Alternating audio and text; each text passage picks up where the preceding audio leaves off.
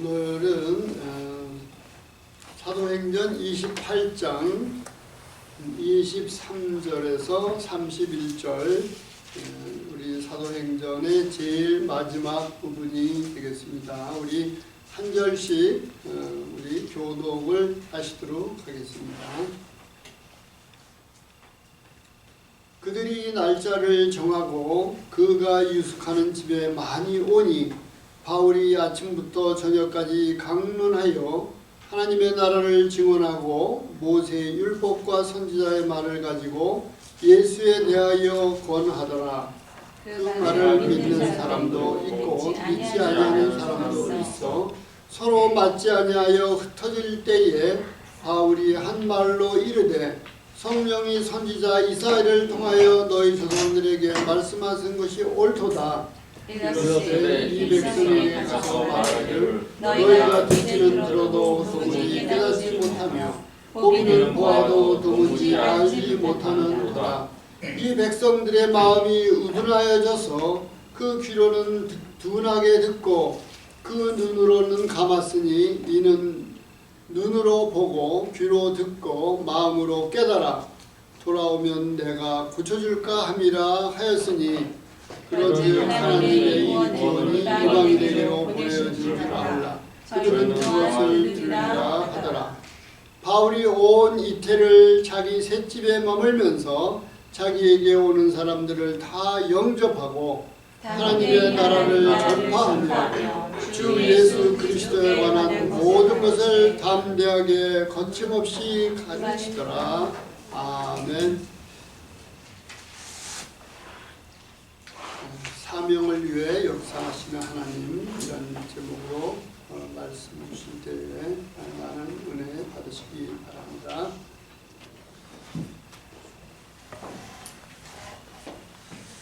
예, 오늘은 프로젝트 저시와 아웃도어 액티비티가 있는 날입니다. 그래서 평소하고 조금 스케줄이 이제 좀 바뀌었는데요. 일단 12시에 그러니까 저희가 이제 Rancho Los Alamitos Historic Ranch and Gardens 이름이 조금 긴데 여기에 이제 저희가 가야 되는데 12시에는 교회에서 출발을 해야 돼요. 예. 그래서 영어 모임은 없습니다. 그리고 12시 40분에 Fantastic Cafe 롱비치에 있어요. Fantastic Cafe에서 12시 40분에 모여서 여기서 이제 밥을 먹는 게 아니라 여기 카풀에서 들어가야 돼요. 카풀에서 들어가야 됩니다. 그래서 이제 1시에 투어가 예정되어 있습니다. 그리고 다 마치고 다시 팬타스틱 카페로 돌아와야겠죠.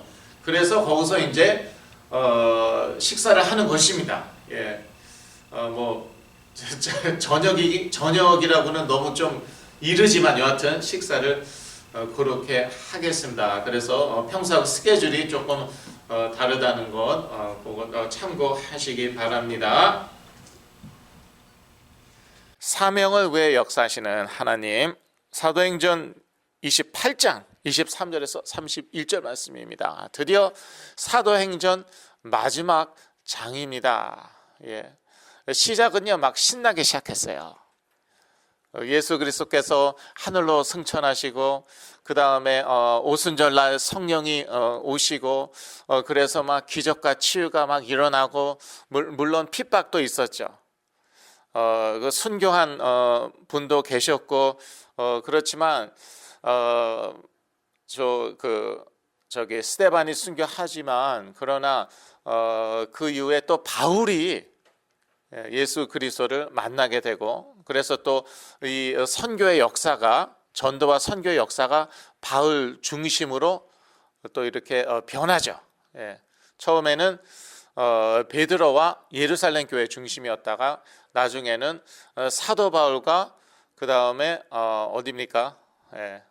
갑자기 기억이 안 나니 안디옥, 안디옥 교회 중심으로 이렇게 바뀝니다. 그래서 끝은 어떻게 끝납니까?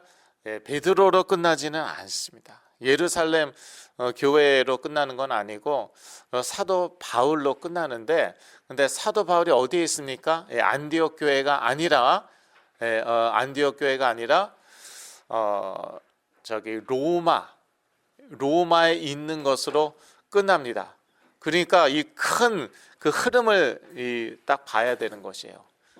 이게 무슨 뜻입니까?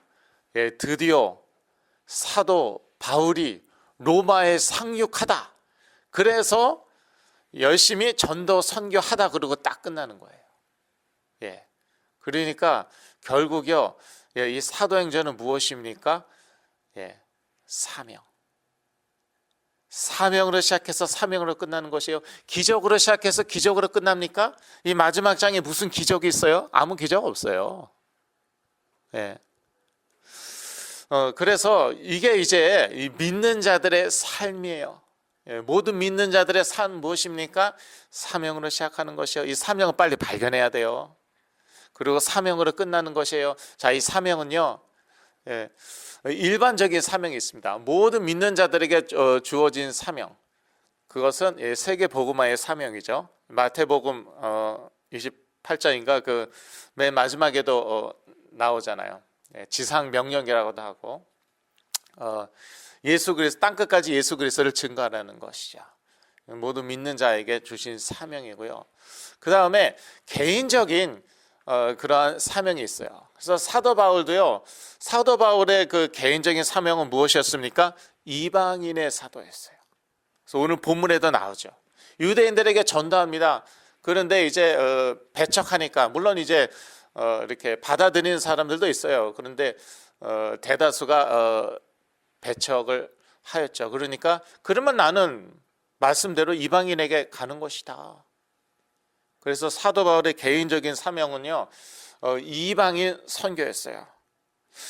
자, 그래서 저희도요, 빨리 저희들의 사명을 발견해야 되는데, 물론 일반적인 사명, 가서 이제 세계 복음화, 또 가서 제자 삼으라, 모든 민족으로 제자 삼으라.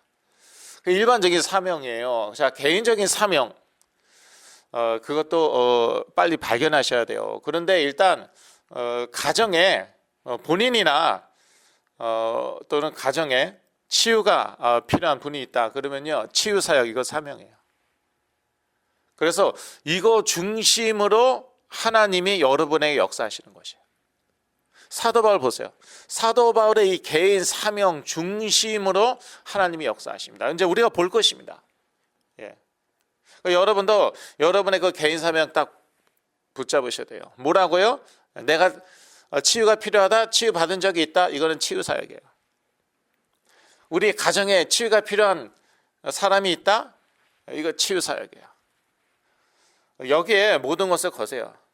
그러면 하나님께서 이 사명을 위해서 역사하시는 거예요. 이 사명 중심으로 역사하시는데, 그렇다고 모든 것이 다 잘 되냐? 그건 아니에요.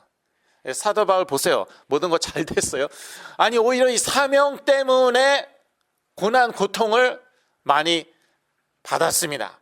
그러나 이 사명 때문에 엄청난 성령의 역사를 체험했습니다.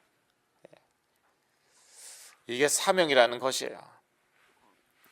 사도 바울에게 있어 모든 일은 자기가 받은 사명을 이루기 위해 일어난 일들이었습니다.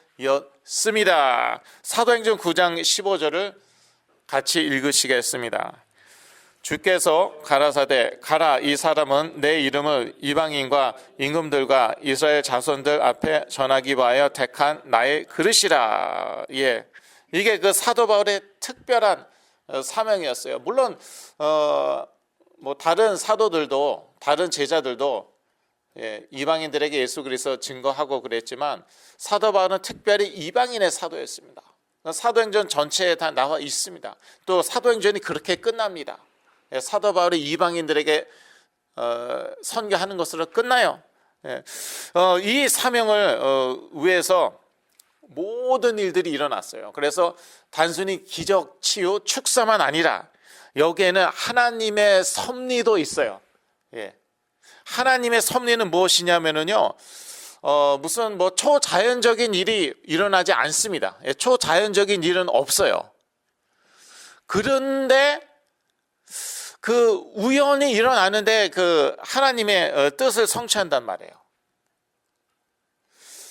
그리고 이 타이밍이, 모든 것이 일어나는 그 타이밍이 또 기가 막힌 거예요. 예. 인간적인 눈으로 보면 우연인데, 그런데 이게 우연이 아닌 거예요.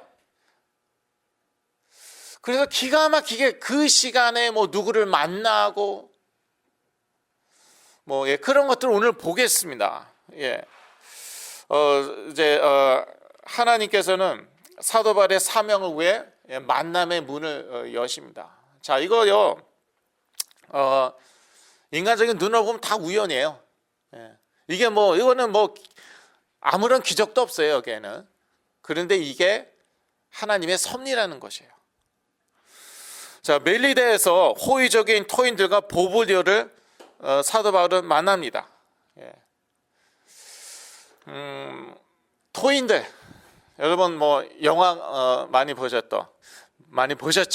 토인들 하면은 뭐 대개 이제 뭐 옷 제대로 안 입고, 뭐 심지어 빨가벗고, 막 창 같은 거 흔들면서 오 막 하고 소리 지르고, 그 다음에 뭐 문명인이 오면은 막 창 던지고 뭐 죽이려고 하고, 뭐 심지어 뭐 이렇게 막 식인종, 예, 토인 중에 뭐 식인종도 있고 그게 이제 일반적으로 토인 하면은 떠오르는 그런 것들입니다. 예. 그런데 이 멜리데, 이제 현대 몰타예요. 이 몰타 섬에서 만난 토인들은 호의적이었어요. 자, 인간적인 눈은 이건 우연입니다. 어쩌다가 그런 토인들 만났지. 그런데 여기에 하나님의 계획이 있었던 것이에요. 자, 여기에서 복음을 증거해야 되거든요. 그런데 뭐 사도 바울 잡아서 구워 먹으려고 하면은 복음 증거가 안 되죠. 그러니까 이게 다 하나님의 섭리인 것이에요. 예. 그리고 또 보블리오를 만나는데, 이 보블리오는 누구냐면은요, 이 몰타, 이 멜리데 섬에서 제일 높은 사람이에요. 예. 그런데 하필이면 이 보블리오의 그 아버지가 이제 열병과 이질에 걸려 있습니다. 예. 그런데 이 아버지를 치유합니다, 사도 바울이. 그러니까 이제 이게 딱 이 그 복음 증거의 문이 열리는 것이죠. 이제 이건 나중에 또 제가 말씀드릴 것이고요. 자, 보디올에서, 보디올은 어디냐면 이탈리아, 이태리의 항구입니다. 예. 여기에서 믿음의 형제들을 만나 일회를 함께 합니다. 예. 그러니까 사도 바울이 사실은 이탈리아로 가서 복음 증거하기도 전에 이미 이탈리아에, 또 로마에 믿는 사람들이 있는 것이에요. 그래서 이 그 항구, 보디올이라는 항구에 도착하니까 믿는 형제들이 있는 거예요. 그래서 7일, 7일을 같이 하면서 같이 합니다. 그러면 서로 이제 그 믿음의 교제를 가졌겠죠. 예. 이것도 우연일까요? 어떻게 생각하세요? 이거는 뭐 아무런 기적 아니잖아요. 근데 이 우연, 불신자들이 말하는 우연이 이 믿는 자들에겐 필연이라는 것이에요. 예. 그래서 이제 사도 바울에게 이 사람들이 다 얘기해 줬겠죠. 아, 여기 저기 이태리에는 믿는 사람들이 뭐 어디에 있고, 그다음에 심지어 로마에도 있고, 수도 로마에도 있고, 그리고 지금 어떻게 뭐 어떤 상황이고, 뭐 믿는 자들에 대한 핍박은 뭐 어느 정도이고, 이런 것들 다 얘기해 줬겠죠. 예. 그리고 서로 또 이렇게 뭐 축복하고 힘을 주고, 그랬겠죠. 그다음에 이제 드디어 로마에 도착을 합니다. 근데 로마에 믿음의 형제들이 있었습니다. 뭐 사도 바울도 그런데요, 사도 바울도 다 알고 있었을 거예요. 그렇죠? 예. 사도 바울이 이미 다 알고 있었을 것 같고요. 여하튼 이 아비오 저자와 3관까지 사도 바울을 맞으러 나옵니다. 이거는 이럴 줄은 몰랐겠죠.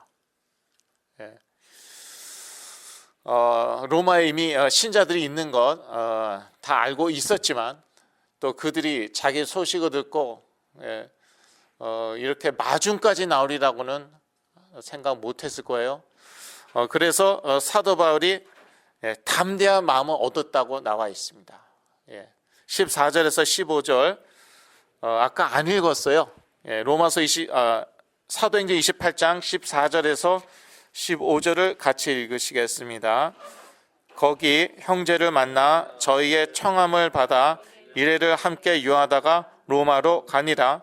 거기 형제들이 우리 소식을 듣고 앞비오 저자와 삼관까지 맞으러 나온 바울이 저희를 보고 하나님께 살해하고 담대한 마음을 얻으니라. 이게 다 하나님의 섭리라는 것이에요. 뭐 기적치유 안 일어났어요. 그러나 하나님이 다 예배해 놓으셨어요. 이제 사도 바울이 로마에서 또 가이사 앞에서 예수 그리스도를 증거해야 되거든요. 그런 중요한 그 사명, 그런 일 앞에서 하나님께서 이렇게 형제들을 만나게 하시고 믿음의 형제들을 만나게 하시고 그리고 사도 바울을 encourage 하십니다. 영어로 보니까 encouraged, 격려받았다고, 한글 성경으로는 담대한 마음을 얻었다고 나와 있습니다. 그래서 우리 삶 가운데 일어나는 그러한 일들요, 이것을요 이렇게 가볍게 생각하시면 안 돼요.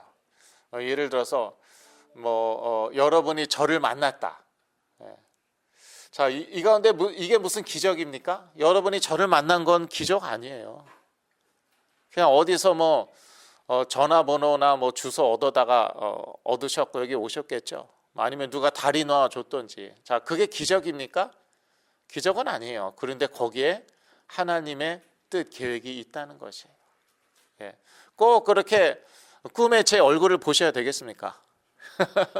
그래서 여기 오신 분. 꼭 기도 중에 하나님께서 말씀을 여러분에게 하셔야겠습니까? 백현민 목사를 만나라 에코까지, 효과음 에코까지. 그래서 꼭 그렇게 해서 저를 만나셔야겠습니까? 아니에요. 오히려 그쪽으로 가다가 그가 그 좀 신비주의라고 그러잖아요. 그쪽으로 가다가 망하는 사람들이 많다니까요. 제가 옛날에 그랬잖아요. 그런 식으로 티벳 선교하겠다고 그러고, 그런 식으로 제가 결혼하겠다고 그러고, 그러니까 계속 그쪽을 공략을 하더라고요. 이 악한 영들이. 조현병도 그런 식으로 저에게 왔어요.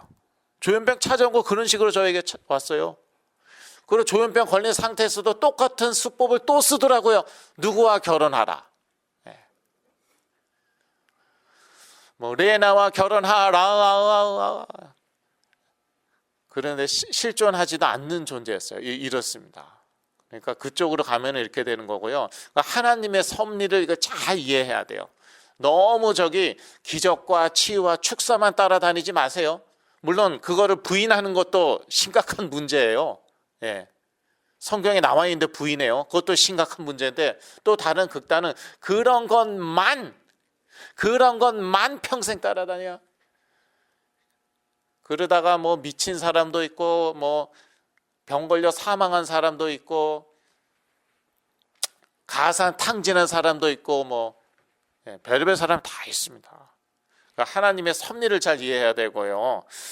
자, 그 다음에 이제 사명을 위해서 하나님께서는 사도 바울의 사명을 위해서 치유의 문을 여십니다. 자, 이거는 정말 기적이죠.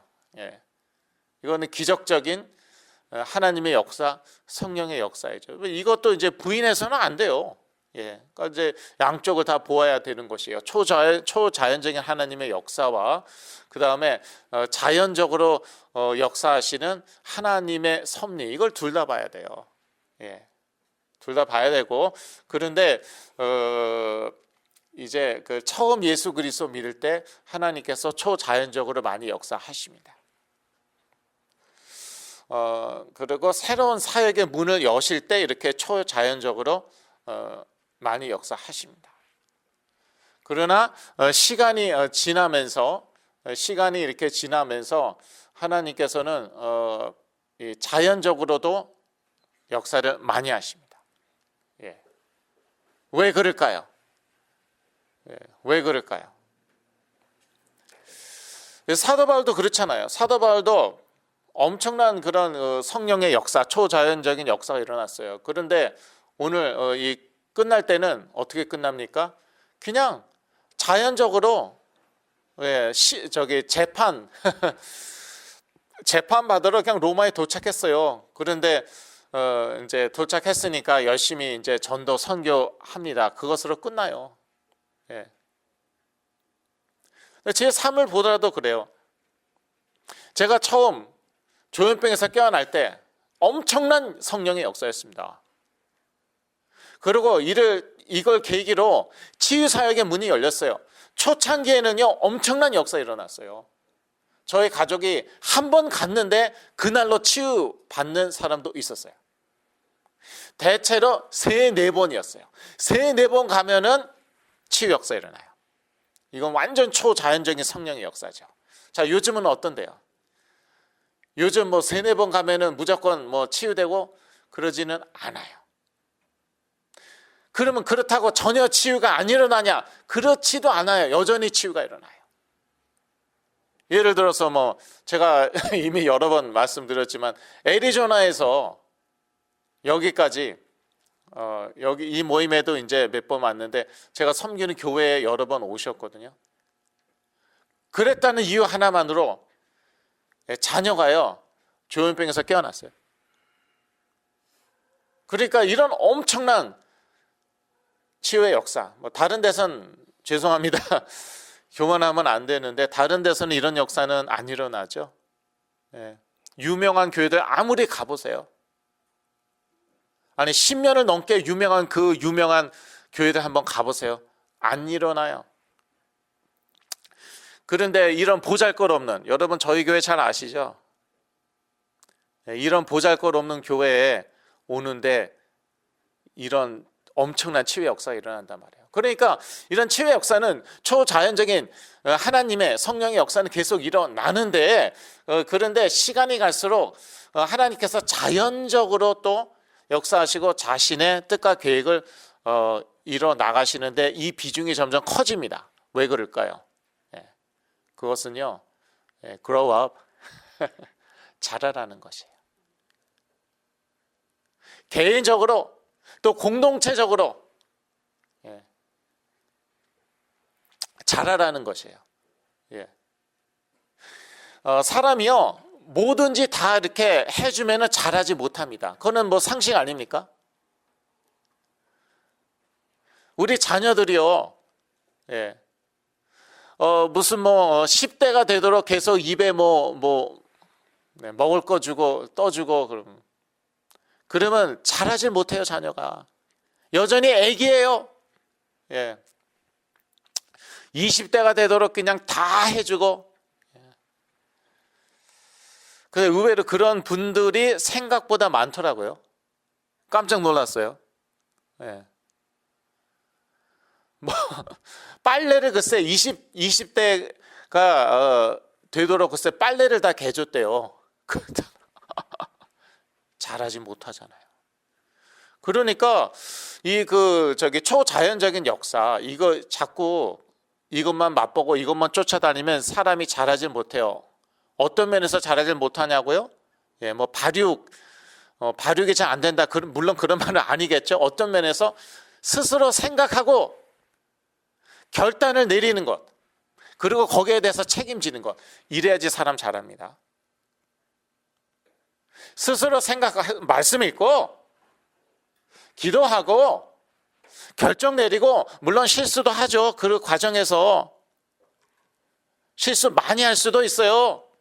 저 같은 사람은 많이 했어요. 실수 많이 했어요. 그런데 거기에 대해서 내가 책임지는 거예요. 그거 가지고 부모 때문에, 하나님 때문에, 주위 사람들 때문에, 물론 그 그런 분들의 영향도 있었겠지만 결국 책임은 내가 지는 거예요. 이러면서 사람이요 영적으로 자라는 거예요. 그거는 이 세상, 이 사회에서도 마찬가지입니다. 그러기 때문에 하나님께서 뭐 그냥 맨날 그냥 먹여주고 씻겨주고 입혀주고 뭐 그러시지 않는 거예요. 그런데 처음 영적인 어린아이, 갓난아이였을 때는 이제 그런 게 좀 필요하죠. 시간이 지날수록 그런 것들이, 그런 비중이 점점 줄어드는데 자꾸 그게 좋다고 그것만 찾아다닌다. 그러다가 신비주의에 빠지는 거란 말이에요. 그래서 뭐 인생 망치고 뭐 저도 뭐 그럴 뻔했지만 자, 그래서 이 그 초자연적인 성령의 역사도 무시할 수는 없고요. 제가 부인하는 거 아닙니다. 지금까지도 일어난다니까요. 저희 모임 가운데 지금까지도 일어나고 있어요. 이런 초자연적인 성령의 역사가, 치유의 역사가. 그래서 사도 바울의 이 사명을 위해서 치유의 문을 하나님께서 여시는데요. 일단 사도 바울이요, 몰타 섬에, 멜리데 섬에 도착해갖고 이제 독사에 물렸습니다. 뭐 어떻게 그렇게 됐어요. 독사에 물렸는데 전혀 뭐 해를 받지 않았습니다. 그게 이제 3절에서 6절이잖아요. 독사에 물렸는데 어떻게 아무렇지도 않아요. 아무렇지도 않았어요. 자, 이제 이게 하나님 보여주시는 거예요. 이게 이제 뭔가 인트로덕션인 것이에요. 인트로덕션. 사도 바울이 이제 몰타 섬에서, 멜리데 섬에서 사역을 해야 되는데, 그런데 그 인트로덕션은 뱀한테 물렸는데 일단 아무렇지도 않아요. 자, 그러면서 이제 본론으로 돌아갑니다. 호의적인 토인들과 보블리오를 만났다고 아까 말씀드렸어요. 보블리오는 누구라고요? 이 섬에서 가장 높은 사람인데, 하필이면 이 보블리오의 아버지가 열병과 이질에 걸렸어요. 열병과 이질에 걸렸는데 사도 바울이 이 보블리오의 아버지를 치유합니다. 이제 그게 8절이에요. 그러니까 소문이 당연히 났겠죠. 아니, 열병과 이질이 사도 바울이 기도만 했더니 그대로 낫대. 그 순간 낫대. 그러니까 그 섬에 병든 사람들이 다 몰려와요. 그래서 다 치유받습니다. 완전히 복음 증거의 문이 활짝 열리는 것이죠. 자, 28장 9절을 같이 읽으시겠습니다. 8절, 죄송합니다. 8절 9절 같이 읽을까요?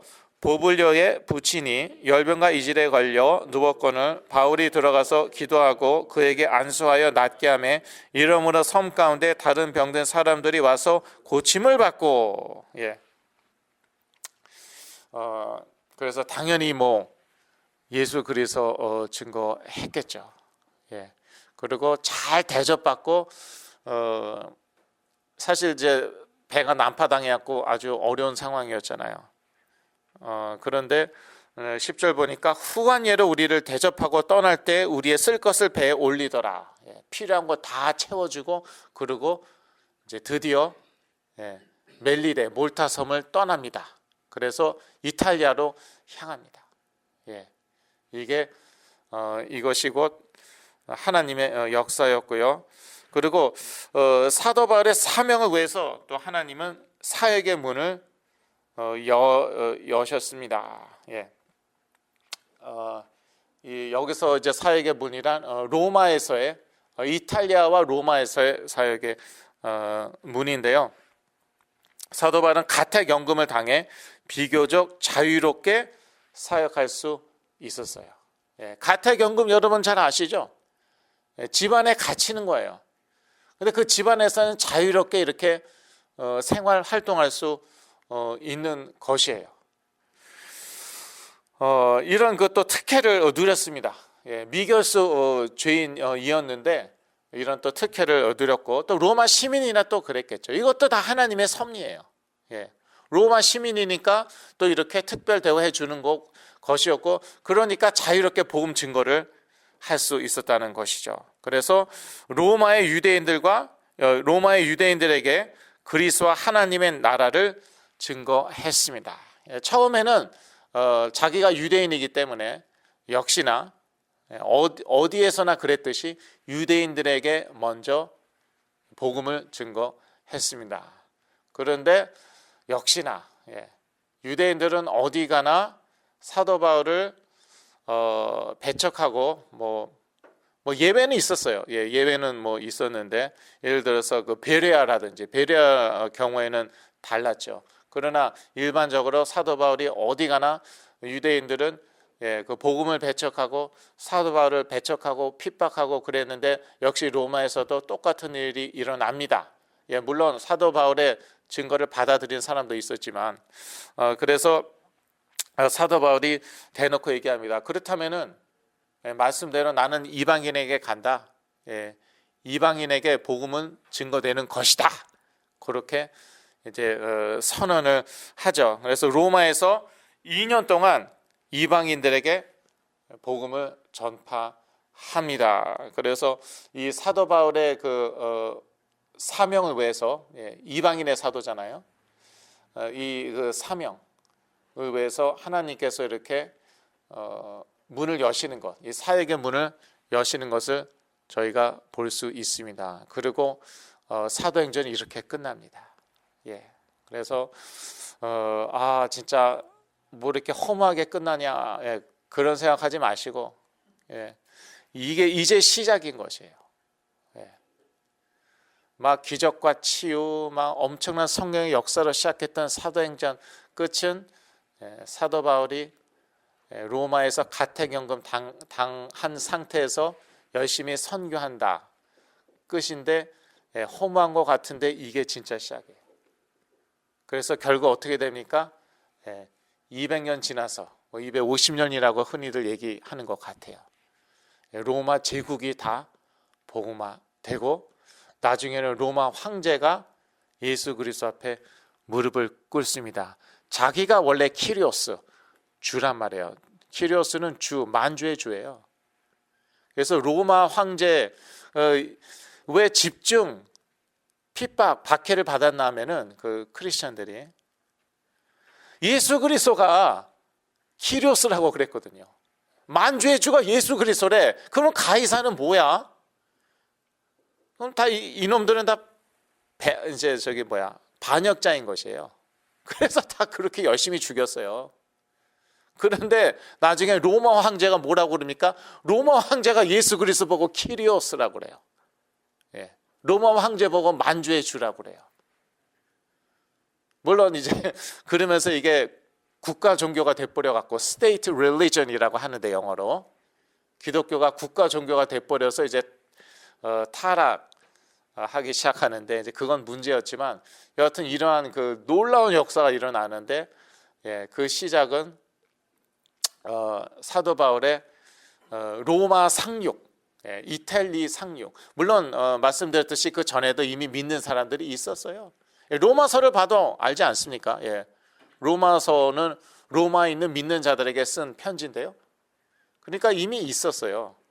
그런데 이제 본격적으로 이 그 복음 증거가 사도 바울을 통해서 로마에서 시작이 되는 것이죠. 그 내용으로 사도행전은 끝나고 있습니다. 결론입니다. 하나님께서 주신 사명을 위해 모든 것을 걸 때에 예수 그리스도께서 능력으로 역사하시고 하나님께서 섭리하셔서 모든 문을 열어주실 것입니다. 자, 이 양쪽을 다 보셔야 돼요. 성령의 예수 그리스도 이름으로 역사하시는 성령의 역사, 그 다음에 우연 또는 필연 또 타이밍을 통해서 역사하시는 하나님의 섭리. 이거 둘 다 봐야 되는데 이 두 가지 다 통하여서 무엇을 하신다고요? 사명을 이루신다는 것입니다. 우리의 사명을 이제 이루신다는 것입니다. 기도하겠습니다. 하나님 아버지, 우리의 사명을 위해서 역사하시니 참으로 감사합니다. 성령, 우리의 사명을 위해서 성령께서 예수 그리스도 이름으로 역사하시고 하나님께서 하나님의 섭리를 통하여 또 우리 삶 가운데 역사해 주시옵소서. 예수 그리스도 이름으로 기도했습니다. 아멘.